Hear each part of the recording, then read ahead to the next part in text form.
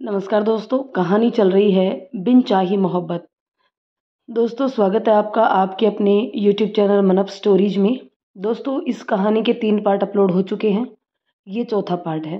तो चलिए दोस्तों, इस चौथे पार्ट को शुरू करते हैं।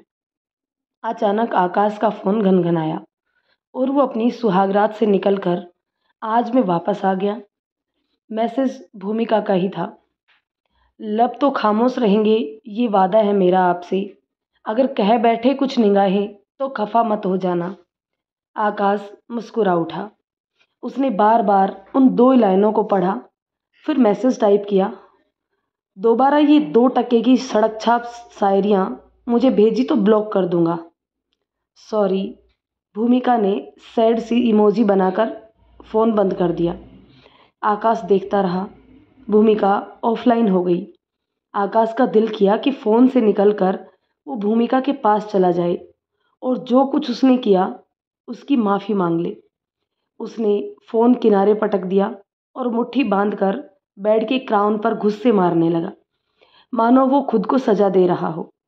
बगल में पड़ी तकिया उठाकर गले से लिप डाली। फिर कुछ सोचकर धीरे से उठा और ज़मीन पर बिखरी हुई भूमिका की सारी साड़ियों को एक एक कर तह बनाकर रखने लगा। उसने सारी साड़ियाँ वापस करीने से हैंगर में लटकाकर वार्डरोब में टांग दी और अपने बिस्तर पर आकर सो गया। अगली सुबह, डैड, मुझे कुछ बात करनी थी बिजनेस के सिलसिले में। हाँ हाँ, बोलो। कल इंदौर में सप्लायर्स और डीलर्स के बीच कुछ झगड़ा हो गया है। मुझे इंदौर जाना होगा और विल्सन्स ग्रुप्स के मालिक भी वहाँ मिलने आ रहे हैं, तो वो डील भी वहीं फाइनल कराऊंगा। मिस्टर विल्सन को आने में थोड़ा वक्त लग सकता है, इसलिए मैं अगले कुछ दिनों तक वहीं रुकूंगा। अनूप अपने बेटे के निजी जिंदगी के हलचलों से जितना परेशान थे, उसकी व्यावसायिक तरक्की देखकर उतना ही खुश भी थे। वो जानते थे बिजनेस में न्यू क्लाइंट से डील करने में उनके बेटे का कोई जवाब नहीं था, लेकिन यहाँ कंपनी कौन हैंडल करेगा फिर? आकाश ने कुछ देर सोचा। अमर है ना, वैसे भी उसकी बीबीए फिनिश हो रही है नेक्स्ट मंथ। अब उसे कंपनी के तौर तरीके सीखने चाहिए। आप उसे गाइड करते रहिएगा। सही कह रहे हो, आज से ये नालायक ही कंपनी जाएगा। अनूप ने अमर को कमरे में बुलाया। सब कुछ सुनकर अमर की हालत खराब होने लगी। मैं तो अभी बच्चा हूँ, मैं कैसे ये सब संभालूंगा? मुझे तो एक्सपीरियंस भी नहीं है। डैड, भाई को समझाइए ना प्लीज़। आकाश धीरे से उसके कान के पास आकर फुसफुसाया।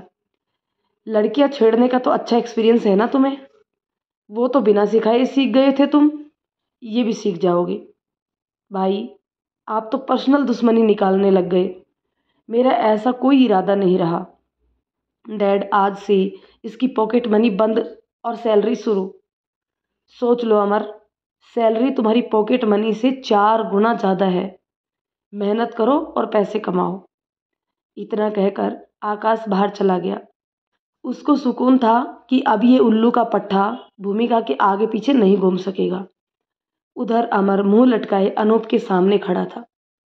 सोच लो अमर, 2 हफ्ते मैं भी तुम्हारे साथ ऑफिस चलूंगा और तुम्हें सब सिखा दूंगा, वरना उसके बाद तुम्हें सब कुछ अपने बड़े भाई से ही सीखना पड़ेगा।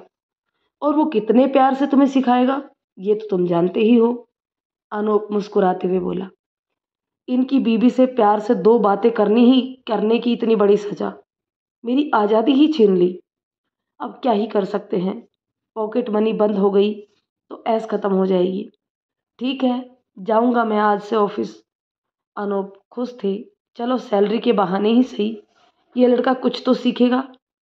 इधर भूमिका के मायके में अनीता की शादी की भरपूर तैयारियां चल रही थी। भूमिका तो मानो कांच के शीश महल से आज़ाद होकर आई थी। पूरे दिन घर के आंगन में चहकती हुई इधर से उधर कुछ न कुछ काम लिए दौड़ा करती। दिन में अपनी अम्मा और चाची संग रसोई में जुटी रहती और रात को बन्ना बन्नी के गानों पर खूब नाचती। अपनी शादी में तो डांट डांट कर उसकी चंचलता पर जैसे तैसे लगाम लगाई थी कन्या देवी ने, लेकिन अब उस पर ऐसी कोई पाबंदी नहीं थी। अनीता भूमिका से तरह तरह के व्यंजन पकवान बनाना सीख रही थी। भूमिका की चाची आकर अनीता को बार बार भूमिका से कामकाज सीखने की सलाह दे जाती थी। रात को सारा काम खत्म करने के बाद अनीता भूमिका के पास कमरे में आकर लेट गई। काहे अनीता, तुम अपने उनका फोटो भी नहीं दिखाई हमें।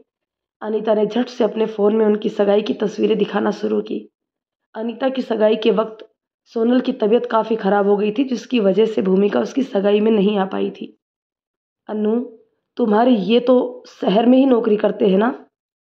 हाँ भूमि, हम दोनों का ससुराल एक ही जगह है, लेकिन फ़र्क ज़मीन आसमान का है। धत पागल, ये बता वो तुझे पसंद तो करते हैं ना? कैसी बात कर रही हो? सगाई हो गया है हमारा। ये मोबाइल फ़ोन वही दे गए हैं सगाई में। पसंद ना करते तो ऐसे ही विदा करने आ रहे हैं क्या? अनीता शर्माती हुई बोली। हाँ, कुछ लोग ऐसे ही आ जाते हैं। भूमिका कमरे की छत ताकती हुई बोली। कभी छोटे बच्चे देखे हैं जिनकी फरमाइश महंगी चॉकलेट पाने की होती है और माँ बाप ज़बरदस्ती उन्हें 8 आने का कम्पट पकड़ा देती हैं, और फिर वो बच्चे अपने माँ बाप पर बिगड़ जाते हैं। कम्पट ज़मीन पर फेंक कर लतिया देते हैं। मिठास तो दोनों में ही होती है, लेकिन उन्हें ये समझ में नहीं आता। आप बताओ, इन सब में उस कम्पट का क्या दोष? बेकार ही लतियाया गया ना। क्या अनाप शनाप बोले जा रही है भूमि, हमारी कुछ समझ में नहीं आ रहा। अनीता को कुछ पल्ले नहीं पड़ रहा था। एक तो कल से उनका फ़ोन भी नहीं आया था। अनीता अपना फ़ोन देखे जा रही थी। भूमिका ने अनीता की चुटकी काटी। हाय, हमारी अन्नू कितनी बेचैन हो रही है बतियाने के लिए। खूब बतिया लेना, बस हफ्ता भर की और बात है। अनीता पेट के बल आधी लेट गई। ए भूमि, तुम हमें कुछ बताओ अपने और अजीजा के बारे में। भूमिका की आंखों में आकाश का चेहरा चमकने लगा। तो यह देखे हो कभी? तुम्हारे जीजा से कम ही डंक मारता है। धत, तेवर नहीं पूछ रहे हैं उनके, हम कुछ और पूछ रहे हैं। जैसे वो, समझ जाओ अब कि सब बताना ही पड़ेगा। भूमिका थोड़ा सा शर्मा गई, जबकि उसके पास बताने के लिए कुछ भी नहीं था। अरे, ऐसे शर्मा काहे रही हो? हम ही तो पूछ रहे हैं, बताओ ना। ना पूछो हमसे, कहकर भूमिका करवट बदल कर लेट गई। अनीता ने उसका कंधा पकड़कर जोर जोर से मोड़ दिया। तो किससे पूछे, अम्मा से? तुम बहन हो हमारी, तुम्ही से पूछेंगे, बताती काहे नहीं? भूमिका पलटकर अपनी पलकें झपकाने लगी। अच्छा यही बता दो, तुम्हारी सुहागरात कैसी थी? उसके इस सवाल पर भूमिका की आंखों में आंसू आ गए, जो उसने जल्दी से साफ कर लिए। क्या बताती वो, बस भगवान हमारी जैसी सुहागरात किसी को ना हो। उसने अनीता को पीछे धक्का दिया। सुनो, हमें नींद आ रही है, तुम भी सो जाओ, कल सुबह हमें बहुत काम है। इधर हमारे शहजादे अमर जी का ऑफिस में पहला दिन था। खुद अनूप भी ऑफिस गए हुए थे। आकाश के होते हुए उन्हें ऑफिस की चिंता कभी नहीं हुई, लेकिन उसके ना होने पर वो कंपनी को अमर की अनाड़ी हाथों में नहीं सौंपना चाहते थे। ऑफिस में टी शर्ट और डेनिम जींस में घुसे अमर ने अपना एक हाथ स्टाइल से जींस की पॉकेट में डाला हुआ था। उसको देखकर सारे एम्प्लॉय आपस में खुसर फुसर करने लगे थे। अंदर घुसते ही अनूप अपने केबिन में चले गए और अमर को आकाश के केबिन में बैठकर वेट करने को कहा। आकाश ने चारों तरफ मुंह घुमाते हुए पूरे कमरे का जायजा लिया। अनूप ने अपने ऑफिस की सबसे बेहतरीन एम्प्लॉय और आकाश के अंडर में असिस्टेंट के तौर पर काम कर रही राधिका को अपने कमरे में बुलाया। Welcome sir, we are extremely happy seeing you here after a long time. Thank you Radhika. वैसे तुम्हें पता ही होगा, मैनेजिंग डायरेक्टर मिस्टर आकाश कुछ दिनों के लिए इंदौर गए हैं। ऐसे में मैं ऑफिस में इसकी जिम्मेदारी संभालूंगा, लेकिन जब तक मेरा छोटा बेटा अमर, जो मेरे साथ आया है, वो आज की मीटिंग में मेरे साथ रहेगा। तुम उसे नए प्रोडक्ट की सारी डिटेल्स अच्छे से समझा दो और जो भी प्रोजेक्ट रिलेटेड डॉक्यूमेंट्स हैं वो उसे पढ़ने के लिए दे दो। श्योर सर, राधिका ने आदर के साथ सिर झुकाकर कहा और कमरे से बाहर चली गई। इधर अमर आकाश के केबिन में इधर उधर घूमता हुआ थक गया तो उसकी टेबल पर चढ़कर बैठ गया और सामने पड़ी मूविंग चेयर को पैरों की लात मारकर घुमाने लगा। अगर इस मोमेंट पर आकाश वहाँ होता तो उसे कच्चा चबा जाता। उसे अपने वर्किंग पैलेस पर ये सब नॉन एथिकल हरकतें बिल्कुल भी पसंद नहीं थे। उसने चेयर को लात मारी और टेबल से नीचे कूद गया। मेरा हिटलर भाई ऑफिस में भी वैसे ही बिहेव करता होगा जैसे घर में करता है। उफ, कैसे इस ऑफिस के लोग उस जालिम को बर्दाश्त करते होंगे। फिर डेस्क का एक चक्कर काटकर वो वापस उस पर कूद कर बैठ गया। क्यों ना आज के दिन मैं बिल्कुल अपने भाई की तरह खड़ूस बनकर देखूं। उन्हें आखिर मजा क्या आता है इस खड़ूसपन में। वो टेबल से फिर कूदा, सामने लगे मिरर वाले डोर में अपने गले में टाई ठीक करने का नाटक करने लगा, जो कि उसने पहनी ही नहीं थी। फिर दरवाजे से बाहर निकला और कुछ आकाश की तरह अकड़ कर चलने लगा। भाई, तेरी बैकबोन तुझे गालियां नहीं देती? उस पर इतना लोड डालने के लिए। वो बिल्कुल स्ट्रेट चलता जा रहा था, बिना अगल बगल देखे। ऑफिस में सभी उसे विश कर रहे थे, लेकिन उसने आकाश वाली अकड़ दिखाते हुए किसी को भी जवाब नहीं दिया। ऑफिस के सभी लोग हैरान थे। सीईओ के छोटे बेटे में जरा भी मैनर्स नहीं है। वो चलता ही जा रहा था कि बगल में लिफ्ट से निकली राधिका, जो फाइल्स का बड़ा सा बंडल हाथ में पकड़े हुए थी, निकलते ही सीधा अमर से टकरा गई। राधिका गिर गई, सारी फाइल्स जमीन पर फैल गई। अमर ने अकड़ते हुए गुस्से भरी नजर उस पर डाली, लेकिन नजर पड़ते ही अमर के अंदर बैठा हुआ मजनू जाग उठा। एक तो सामने ये फूलों जैसे नाजुक चेहरा, और ऊपर से सॉरी बोलने की ये जानलेवा अदा। हाय, मैं तो बेमौत मारा जाऊंगा आज। I am sorry, I am literally sorry, I did not mean to bump like this. Radhika ने बैठकर फाइल समेटते हुए कहा। उठो, अमर ने अपनी आवाज आकाश की तरह भारी करते हुए कहा। उसने अभी भी बड़ी स्टाइल से अपने दोनों हाथ जींस की पॉकेट में डाल रखे थे। फॉरगिव मी सर, राधिका ने सिर झुकाते हुए कहा। हाय कयामत, आज ही कमबख्त दम ना निकल जाए हमारा। अमर उसके करीब आया। राधिका ने अपने 2 कदम पीछे कर लिए। अमर और आगे बढ़ा, वो और पीछे हट गई। आखिर में वो लिफ्ट के दरवाजे से एकदम सट चुकी थी। अमर ने अपना हाथ आगे बढ़ाया। राधिका ने आंखें बंद कर ली। उसने अपना हाथ आगे बढ़ाकर राधिका के गले में पड़ा आई कार्ड उठाया। Miss Radhika Chauhan. Yes, yes sir. Radhika के सुंदर से चेहरे पर पसीने की बूंदें छलक गई। यू आर फायर्ड, क्योंकि तुम्हारी इन 2 आंखों की जगह बटन लगे हैं। इन आंखों से भला क्या ऑफिस का काम करोगी? अमर का आकाशपना जमकर बोल रहा था। अपने भाई की नकल उतारने में वो कोई कसर नहीं छोड़ना चाहता था। इतने में लिफ्ट का दरवाजा खुला और राधिका लिफ्ट में गिर ही जाती अगर अमर ने उसका हाथ ना पकड़ लिया होता। किसी फिल्मी हीरो की तरह वो लिफ्ट के दरवाजे पर राधिका को थाम कर खड़ा था। खुद की नौकरी से निकाले जाने की बात सुनकर राधिका दुखी हो गई। वो धीरे से बोली, प्लीज मेरे साथ ऐसा मत करिए सर। अमर को लगा शायद उसका हाथ पकड़ने की वजह से वो ऐसा कह रही है। वो बोला, एज यू विश, और उसने झट से राधिका का हाथ छोड़ दिया और राधिका धड़ाम से लिफ्ट में गिर गई और अमर अकड़ता हुआ वहां से वापस चला आया। गुस्से से तप रही राधिका ने जैसे तैसे खुद को संभाला और उठ खड़ी हुई। कितना गुरूर है खुद पर इस अकड़ू को। एक तो खुद देखकर नहीं चलता, ऊपर से मुझे नौकरी से निकाल दिया, वो भी इतनी सी बात पर। काश आकाश सर यहाँ होते। दरअसल जैसा अमर सोच रहा था, आकाश का व्यवहार ऑफिस में उससे एकदम उल्टा था। वो अपने वर्किंग पैलेस पर सबसे बहुत ही हिल मिल कर रहता था, बल्कि आज अमर के व्यवहार के बाद ऑफिस का हर इंसान आकाश को और भी ज़्यादा याद कर रहा था। इधर आकाश का काम 2 दिन में ही फिनिश हो गया था। मिस्टर विल्सन समय से पहले आ गए और वो डील भी फाइनल हो गई थी। उसने तुरंत अपने पिता को डील्स के पेपर्स मेल कर दिए। अनूप बहुत खुश हुए। उन्होंने आकाश को फ़ोन किया। Dad, work is done. मुझे उम्मीद नहीं थी काम इतनी जल्दी फिनिश हो जाएगा। वेरी गुड बेटा, मुझे तुमसे पूरी उम्मीद थी। मिस्टर विल्सन खुद हमारे साथ बिजनेस में इंटरेस्टेड थे, इसलिए उन्होंने समय से पहले ही डील फाइनल कर ली। I am coming back dad. Anoop ने एक गहरी सांस ली। जल्दी आओ, मैंने भी तुम्हारे लिए एक सरप्राइज प्लान किया है। उम्मीद है तुम खुश होगे बेटा। अनूप ने फ़ोन रखकर अपनी आंखें मूंद ली। उसकी आंखों के कोरों से हल्का सा पानी बह निकला। राधिका अगले 2 दिन ऑफिस नहीं आई। अनूप भी परेशान हो गए थे। राधिका जैसी जिम्मेदार एम्प्लॉय बिना बताए लीव नहीं ले सकती थी। उन्होंने खुद राधिका को कॉल किया। Radhika, how could you be so irresponsible? At least you should have inform me. दूसरी तरफ से राधिका ने जो कुछ भी बताया, उसे सुनकर अनूप शॉक्ड रह गया।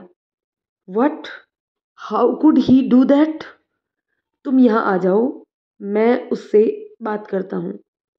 इधर नए नए आशिक बने अमर भाई साहब भी पूरे ऑफिस में राधिका को ही ढूंढ रहे थे। क्या बात है, आज जाने मन दिखाई नहीं दे रही? कहीं लिफ्ट में गिरा देने का बुरा तो नहीं मान गई? अगले ही कुछ मिनटों में अनूप ने अमर को ऑफिस में बुलाया। राधिका पहले से ही वहां बैठी हुई थी। तो अमर, तुमने राधिका को फायर क्यों किया? अब बेचारे राज दुलारे बताते तो क्या कि वो अपने बड़े भाई की नकल कर रहा था और ये मुझसे भिड़ गई तो फायर कर दिया। बड़ी बड़ी स्टाइल से चेयर पर हाथ टिकाते हुए बोला, वो डैड, एक्चुअली इस लड़की को सही से काम करना तो छोड़िए, सही से चलना भी नहीं आता।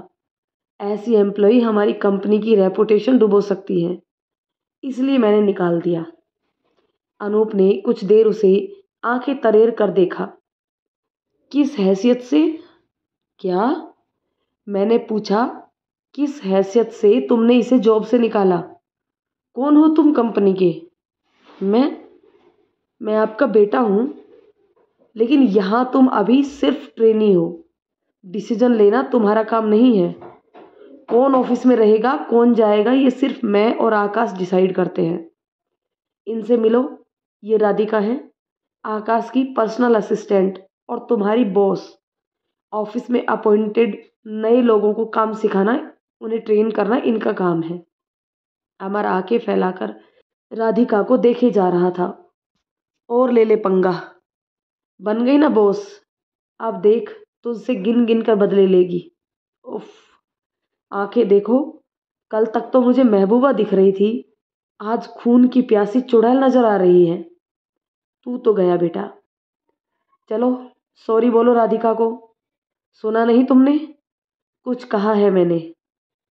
सॉरी राधिका मैम, अमर ने हाथ जोड़ते हुए कहा और दरवाजे की तरफ हाथ फैलाते हुए कहा, अब आप चलेंगी या यहाँ पर मखमल की कालीनें बिछवा दूं आपकी शान में? राधिका अभी भी उसे घूरे जा रही थी।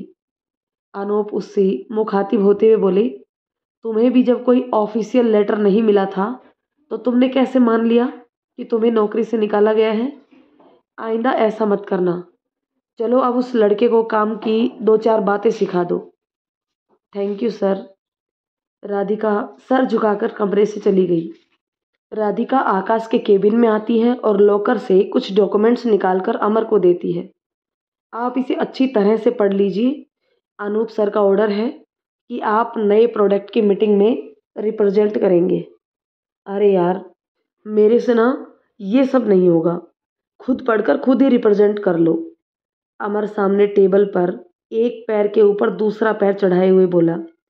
राधिका आगे बढ़ी और गुस्से से उसका पैर खींचकर नीचे डाल दिया। Behave your self and stay in your limits. मैंने एक बार कहा कि इसे पढ़ना है तो पढ़ना है, लो पढ़ो। राधिका ने भौहें चढ़ाते हुए फाइल्स उसके सामने पटक दी और दोनों हाथ बांध कर खड़ी हो गई। एक बात बताऊं, तुम ना मेरे खड़ूस भाई की फीमेल वर्जन हो। राधिका के गुस्से भरे चेहरे पर मुस्कुराहट तैर गई। आकाश सर बिल्कुल खड़ूस नहीं है, वो बहुत अच्छे इंसान है। वाह, क्या अंडरस्टैंडिंग है। एक खड़ूस ही दूसरे खड़ूस की तारीफ कर सकता है। एक्सक्यूज मी, उस दिन जब तुम मुझसे टकराई थी तो मैं बस अपने भाई की नकल कर रहा था, इसलिए तुमसे इतना रूड बिहेव किया, वरना रियल लाइफ में मैं ऐसा बिल्कुल भी नहीं हूँ। आप अपने भाई को बिल्कुल भी नहीं पहचानते। आकाश सर ऐसे नहीं है। अगर उस दिन तुम्हारी जगह वो होते तो वो कभी भी ऐसे रूड बिहेव नहीं करते। तुम मेरे भाई की चमची हो क्या? तमीज से बात करो, तुम्हारी बॉस हूं मैं। राधिका दांत किटकिटाते हुए बोली। इधर आकाश रात में घर पहुंचा था। सब खाना खाकर अपने रूम में जा चुके थे। आकाश ने आते ही नौकरों से अपने पिता के बारे में पूछा। वो जल्द से जल्द डील के पेपर अनूप को सौंपना चाहता था। उसे पता था उसके पिता कितने समय से उस डील को फाइनल करने की कोशिश कर रहे थे। अनूप ऊपर बार में बैठे थे। ये उनकी और उनके बेटे दोनों की पसंदीदा जगह थी। डैड, डैड, देखिए मैं आपके लिए क्या लेकर आया हूँ। आज हम बेस्ट वाइन के साथ इस डील को सेलिब्रेट करेंगे। आकाश ने खुशी से एक महंगी शराब की बोतल से गिलास भरना शुरू किया। चीयर्स डैड, वो गिलास टकराता हुआ खुशी से बोला। अनूप ने वो फाइल अपने हाथ में ले ली और अपने पास रखे कुछ पेपर्स उठाकर उसे दिए। हाँ बेटा, मुझे तुम पर बहुत गर्व है। आज मैं भी तुम्हें कुछ देना चाहता हूँ। क्या डैड? आज़ादी। अनूप ने पेपर्स की तरफ इशारा किया। आकाश ने पेपर खोलकर पढ़ा। उसका मुंह खुला का खुला रह गया। शराब का गिलास जोर की आवाज के साथ जमीन पर बिखर गया। उसके चेहरे की खुशी एकदम से गायब हो गई। Divorce paper? डैड? हाँ बेटा, मैं तुम्हें आज़ाद करना चाहता हूँ इस जबरदस्ती के रिश्ते से। मुझे पता है कि मैंने गलती की है। दो दो बच्चों की ज़िंदगी बर्बाद हो गई मेरे थोड़े से लालच के कारण। लेकिन मैं तुम्हें इस तरह पूरे परिवार से नफरत करते और खुद से कूड़ते हुए नहीं देख सकता। मैं तुमसे बहुत प्यार करता हूँ मेरे बच्चे। मुझे सोचना चाहिए था एक बार ऐसा निर्णय लेने से पहले। लेकिन अब मैं अपनी गलती सुधारना चाहता हूँ और चाहता हूँ कि तुम्हारे चेहरे पर वही खुशी देखे जो पहले हुआ करती थी। अनूप के स्वर में पश्चाताप था। आकाश मूर्ति बना सब सुनता जा रहा था। अपने पिता के मुंह से निकला एक एक शब्द तीर की तरह उसके कलेजे को छलनी कर रहा था। और और भूमिका, वो कहाँ जाएगी? आकाश ने लड़खड़ाती हुई आवाज में पूछा। अनूप गंभीर हो गए। फिर थोड़ा रुककर बोले, तुम उसकी चिंता मत करो। वो कहीं नहीं जाएगी, यहीं रहेगी हमारे साथ। उसके लिए भी मैंने निर्णय लिया है। भूमिका के वापस आने के बाद जिस दिन सुबह तुम उसे तलाक दोगे, उसी शाम मैं उसकी शादी अमर से करा दूंगा। वो मेरी बेटी जैसी है। मैं उसके साथ कोई नाइंसाफ़ी नहीं करना चाहता। भले ही मुझे मुखिया जी के आगे हाथ पैर जोड़ने पड़े, लेकिन मैं उन्हें मना लूँगा। आकाश पर दूसरी बिजली गिरी। अब उसकी पत्नी उसी के घर में, उसी की नज़रों के सामने उसके छोटे भाई की पत्नी बनकर रहेगी। न जाने कैसे वो मुंह बंद किए अपने पिता की हर बातें सुने जा रहा था। और अमर, क्या आपने उससे पूछा है? अनूप हंस पड़ी। उनकी हंसी में भी दर्द था। एक बार एक लड़के की मर्जी के बिना शादी कराई तो ये दिन देखना पड़ा है। तुम्हें क्यों लगता है कि मैं वो गलती दोहराऊंगा? मैंने अमर से इस बारे में बात की थी। वो इस रिश्ते को पूरे दिल से स्वीकारने के लिए तैयार है। बस आकाश के कान इससे ज़्यादा कुछ नहीं सुन सकते थे। वो उठा और इधर उधर देखे बिना दौड़ते हुए अपने कमरे में जाने लगा। तभी कान में ईयरफोन लगाए अमर अपने कमरे में जाते हुए आकाश से टकरा गया। उप्स, आई एम सॉरी भाई, वो बोलकर अंदर जाने ही वाला था कि आकाश के क्रोध का ज्वालामुखी फट गया। उसने अमर का कॉलर पकड़ा और धक्का देकर उसे दीवार से सटा दिया। How dare you! हिम्मत कैसे हुई तुम्हारी भूमिका से शादी के लिए हाँ बोलने की? बोलो। तो इसमें गलत क्या है? आकाश उसका कॉलर पकड़े हुए चीखता हुआ बोला। पहले मुझे सब कुछ सिर्फ मजाक लगता था, लेकिन तुम इतना नीचे गिर जाओगी कि अपने बड़े भाई की पत्नी पर ऐसी निगाहें डालोगे, ये मैंने सपने में भी नहीं सोचा था। कौन सी पत्नी? अभी 2 दिन पहले ही तो आपने कहा था कि ना वो आपकी पत्नी है, ना थी और ना कभी होगी। उसी पत्नी के बारे में बात कर रहे हैं? अमर के कॉलर से आकाश की पकड़ थोड़ी ढीली पड़ी। या वो पत्नी जो आपके कमरे में कोने में सोफे पर सिकड़ी हुई पड़ी रहती है। कितनी भी सर्दी हो, वो आपसे ये तक नहीं कह सकती कि एसी ऑफ कर दो। वो पत्नी, या वो पत्नी जो हफ्ते भर पहले बुखार में तप रही थी। पूरे घर में सब उसकी तबीयत को लेकर परेशान थे, लेकिन आपने उसके तपते माथे पर एक बार भी हाथ नहीं रखा। उससे एक बार भी नहीं पूछा कि उसे दवाइयाँ चाहिए कि नहीं। या वो पत्नी जिसे मौके बेमौके जलील करने में आप कोई कसर नहीं छोड़ते। कौन सी पत्नी की बात कर रहे हैं आप? कॉलर की पकड़ ढीली होते ही अमर की आवाज में और भी तेजी आ गई थी। भाई, डैड आपसे कह नहीं सकते, लेकिन पूरा घर जानता है। आपको भूमिका से नहीं, बल्कि भूमिका को आपसे आज़ादी दिलाई जा रही है। बेचारी ने बहुत सह लिया आपको। डैड इतने दिनों बाद एक अच्छा डिसीजन ले रहे हैं। वो मुझे जो भी करने को कहेंगे मैं करूँगा। इतना कहकर वो अपने कमरे में मुड़ गया। लेकिन जाते जाते आकाश को आईना दिखा गया। आकाश के कदम इतने भारी हो चुके थे कि उससे चला भी नहीं जा रहा था। वो लड़खड़ाते हुए अपने कमरे में पहुंचा और उसकी आंखों में पानी भर आया।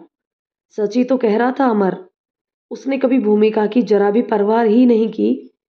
शायद उसे हक होता कि वो तलाक से मना कर दे, लेकिन उसने तो कभी भूमिका से सीधे मुंह बात तक भी नहीं की थी। और ये तलाक सिर्फ उसे नहीं बल्कि भूमिका को भी एक जबरदस्ती के रिश्ते से आज़ाद करने वाला था।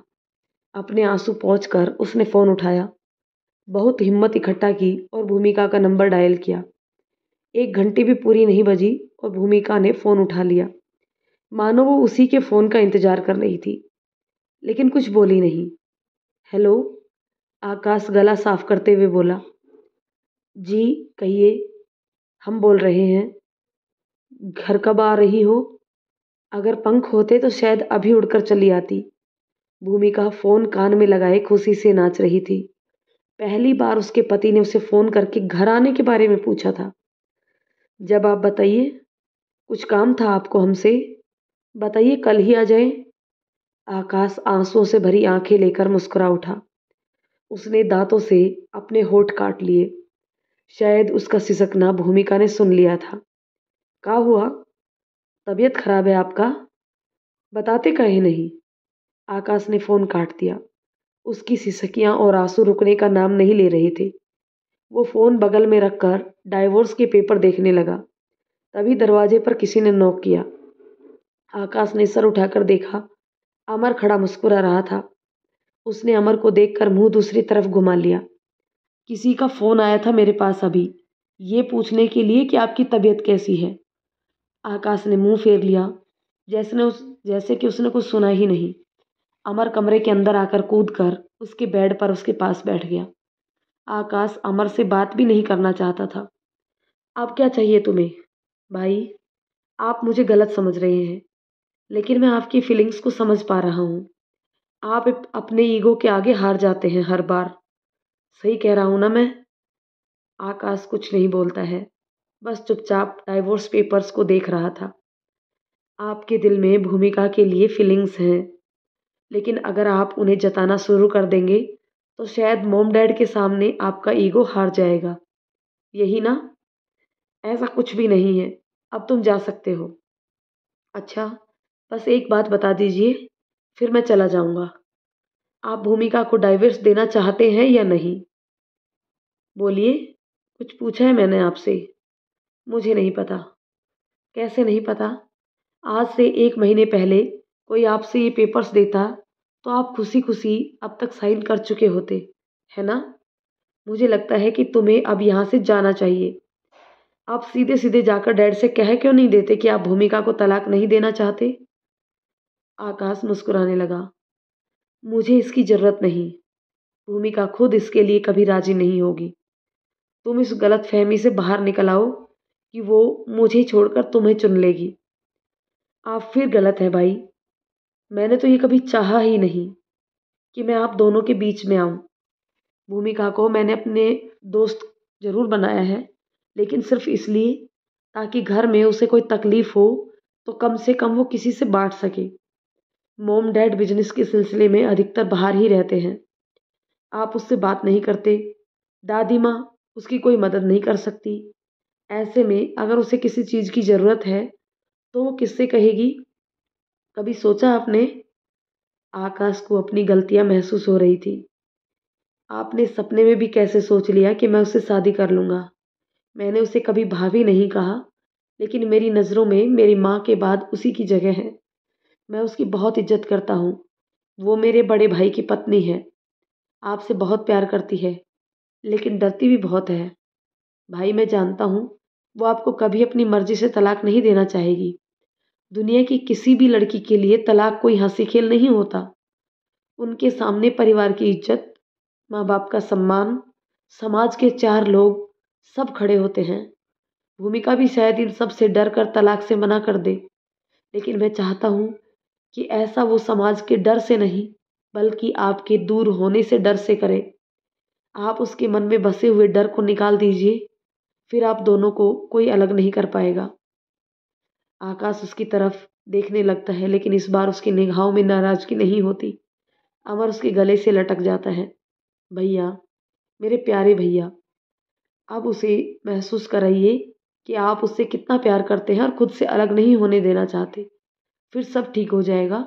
अगर एक बार भूमिका ने खुद तलाक देने से मना कर दिया तो डैड उस पर कोई जोर नहीं डालेंगे। ऐसे में मॉम डैड के सामने आपका ईगो भी हर्ट नहीं होगा। आखिरी लाइन आकाश को जम गई थी।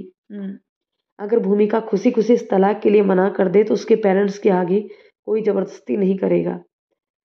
लेकिन मुझे भूमिका के आने का वेट करना होगा। बहुत टाइम है उसके आने में। अमर ने उसका मुंह पकड़कर हिला दिया। भैया, मेरे इनोसेंट भैया, कुआं प्यासे के पास नहीं आता, प्यासे को ही कुएं में कूदना पड़ता है। क्या? मेरा मतलब कुएं के पास जाना पड़ता है। आपके पास यही तो टाइम है। जाइए अपनी साली की शादी सेलिब्रेट कीजिए और अपनी बीबी के साथ गोल्डन टाइम स्पेंड कीजिए और मौका देखकर अपने दिल की बात बोल डालिए। अमर की आंखों में शैतानी झांक रही थी।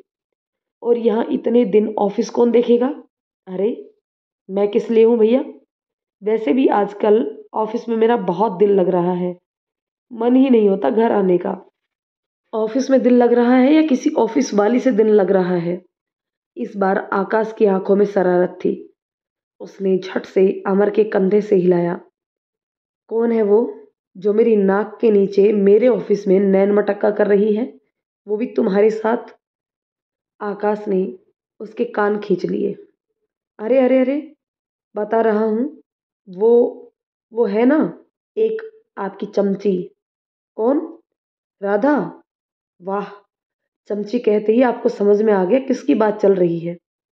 और राधा नहीं, राधिका नाम है उसका। अमर ने भुएं सिकोड़कर गंदा सा मुंह बनाया। ओह, लेकिन मैं तो राधा ही बुलाता हूँ। बहुत अच्छी असिस्टेंट है वो और बहुत प्यारी लड़की है। भैया, आप भूमिका पर ध्यान दीजिए ना। बेटा, अब तुझे मैं तेरी ही मेडिसिन टेस्ट करवाऊंगा। तू रुक, मुझे वापस आने दे जरा। आकाश के इंदौर वाले बैग अभी भी पैक थे। वो जल्दी जल्दी 2-3 एथनिक ड्रेसेस बैग में पैक करने लगा। भाई, आप कहाँ जा रहे हो? कुएं में कूदने। अमर कूदकर उसकी पीठ पर लटक गया। तो दोस्तों, कहानी आपको कैसी लग रही है कमेंट करके ज़रूर बताइएगा। यदि कहानी पसंद आए तो इसे लाइक शेयर कर दीजिए। चैनल पर नए हैं तो प्लीज़ चैनल को सब्सक्राइब जरूर कर दीजिए। चलिए दोस्तों, मिलते हैं कहानी के एक और पार्ट में। तब तक के लिए शुक्रिया।